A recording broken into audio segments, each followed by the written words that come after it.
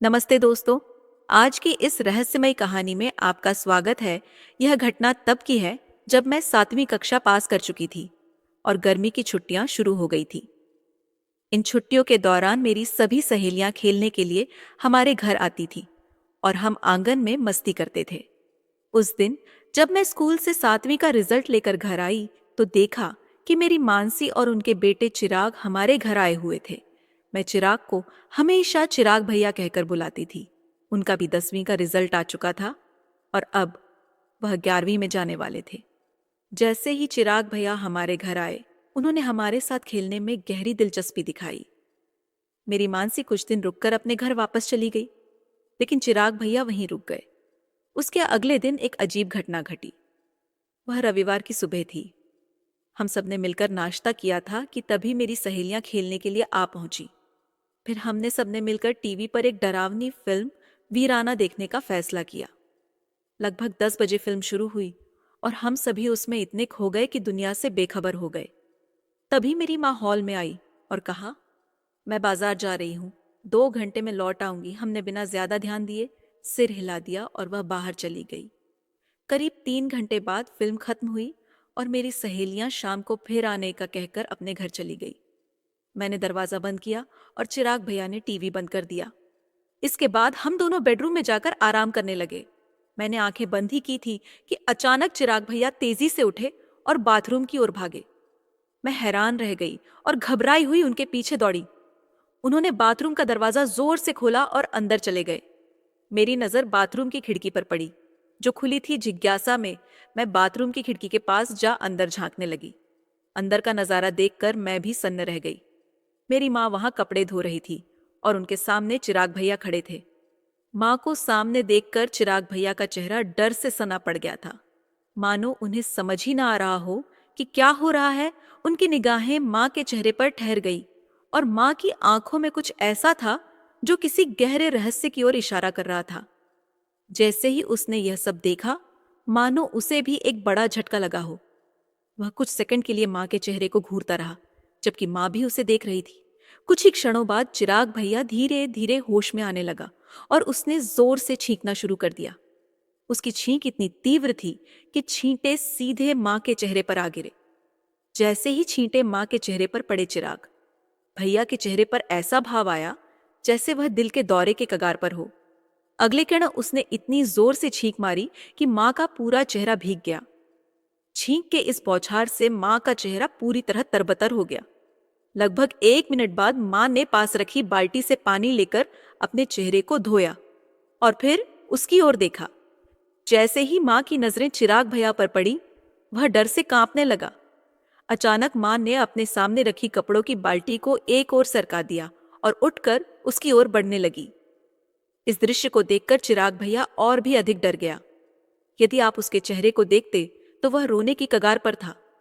डरते डरते वह पीछे हटने लगा और माँ से माफी मांगने लगा। जब वह पीछे हट रहा था, उसके हाथ डर के मारे कांप रहे थे, जैसे वह भूल गया हो कि उसे क्या करना है। उसने झकते हुए कहा, सॉरी मासी, गलती से हो गया। मुझे सच में नहीं पता था कि आप बाथरूम में हैं। मुझे लगा आप बाजार गई थी। अगर आपने यह बात मेरी माँ को बता दी तो वह मुझे बहुत डांट। प्लीज यह बात मेरी माँ को मत बताना। मैं फिर कभी ऐसा नहीं करूंगा। चिराग भैया की यह बात सुनकर माँ ने कहा, कोई बात नहीं, हो जाता है। कभी तुम डरो मत, मैं किसी को कुछ नहीं बताने वाली। यह सुनकर चिराग भैया को थोड़ी राहत मिली। माँ ने प्यार से उसके सिर पर हाथ फेरते हुए कहा, जब तुम छोटे थे तब तुम मुझसे लिपट कर सोते थे। इस एक पल में चिराग भैया अपने डर को भूल गया, मानो वह किसी दूसरे ही जहान में पहुंच गया हो। तभी माँ ने अपने हाथ को उसकी पीठ पर रखा और हल्के से सहलाने लगी। उसकी मुस्कान ने चिराग भैया के मन में राहत की लहर दौड़ा दी। इस प्यार भरे पल में चिराग भैया का ध्यान माँ की बातों पर नहीं था, वह बस उस सुखद एहसास में खो गया था। फिर जब चिराग भैया उठे और माँ के पास गए, माँ भी उठी और पास रखी कुर्सी पर बैठ गई। दोनों की थकान चेहरे पर स्पष्ट थी, लेकिन उनकी आंखों में एक अनोखा सुकून और खुशी झलक रही थी। तभी माँ ने बाल्टी से पानी लिया और पूछा, चिराग, वो कहाँ है? चिराग ने जवाब दिया, वह बेडरूम में पलंग पर सो रही है। यह सुनते ही माँ की चिंता समाप्त हो गई। मैं जल्दी से बेडरूम की ओर दौड़ी और पलंग पर सोने का नाटक करने लगी। लगभग 5 मिनट बाद चिराग भैया भी बेडरूम में आए और मेरे पास पलंग पर लेट गए। कुछ ही देर में उनकी आंखें लग गईं और मुझे भी नींद आ गई। शाम के करीब 5 बजे सहेलियां खेलने आईं और माँ ने हमें नींद से जगाया। हम दोनों बाथरूम में गए और अपने हाथ मुंह धोने लगे। ताजगी का एहसास होते ही मैं अपनी सहेलियों के साथ खेलने निकल पड़ी। खेल में डूबे हुए हमने चिराग भैया को भी बुलाया, लेकिन माँ ने उन्हें हमारे साथ बाहर जाने से रोक दिया। इसलिए मैं और मेरी सहेलियां अकेले ही खेलते रहे। करीब आधे घंटे बाद जब प्यास ने मुझे घेरा तो मैं पानी पीने घर के अंदर गई।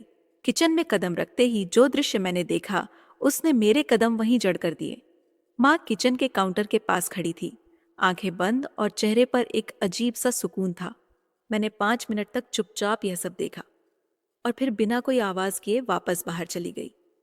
सहेलियों के पास जाकर मैंने उनके घर में पानी पिया और वहीं कुछ देर रुकने का फैसला किया।